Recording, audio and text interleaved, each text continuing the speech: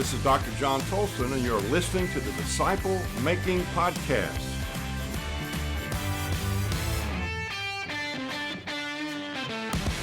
So we're talking about making disciples. Matthew chapter 28, verse 19 says, Jesus says, "Go therefore into all the world and make disciples."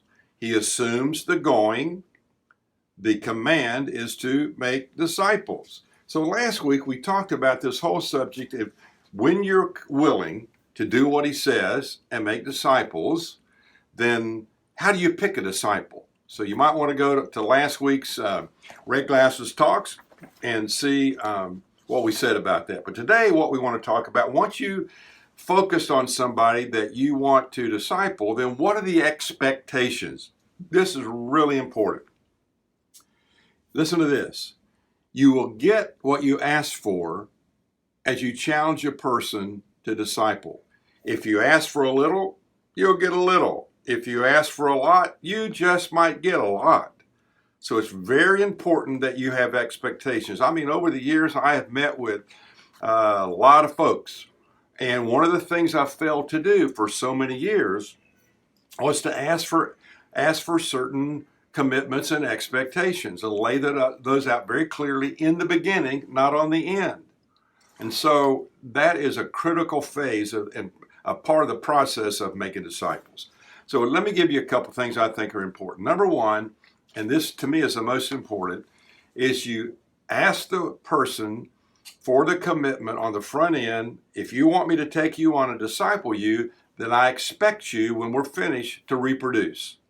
In other words, that they will make a commitment before you ever start the process that when we're completed, I will disciple at least one or two people a year through the same process that you have discipled them through.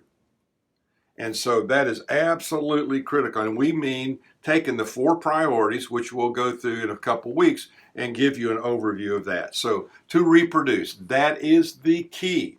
I know a lot of people that meet with people to build a basic base of faith, some of the essentials into a person's life.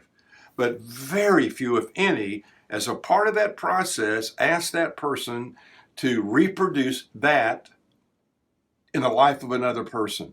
And if we don't do that, if we don't reproduces, we're not doing what Jesus said to do. The second thing is to meet weekly. I think if you meet once a month, twice a month, and you happen to miss one of those times, or you ended up meeting once every 4 weeks or 5 weeks, and meet weekly. You got to make that commitment to have that hour and 15 minutes weekly where you're beginning to walk through this process. Number 3, come prepared. So you need to read, share with one another what you're learning, and go apply it. Read, share, and apply. So when we go through the 4 priorities book, and again, we'll go over that in a few sessions from now of Red Glasses, but I expect the person to read what's there, to underline, to make notes in the margin, come prepared with questions, whatever it is, but dig into that and in an attempt to understand it, to learn from it, and then to apply it. And then the final thing, and this kind of goes back to what I said before, consistent application. That I want you to be willing to consistently apply what we're learning from this past week in its study in terms of living it out in your daily life. So there we go. Reproduce, meet weekly, come prepared, and consistently apply. Now listen to this. Matthew 28 tells us, "Go therefore into all the world and make disciples, who make disciples, who make disciples." But here's what I want you to remember. To know and not to do is not to know at all. You think about that. Thanks for listening to the Disciple Making Podcast.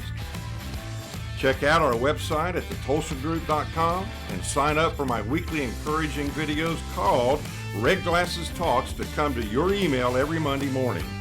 You can also find me at Dr. John Tolson on social media. I'd appreciate it if you'd leave me a review and share with a friend.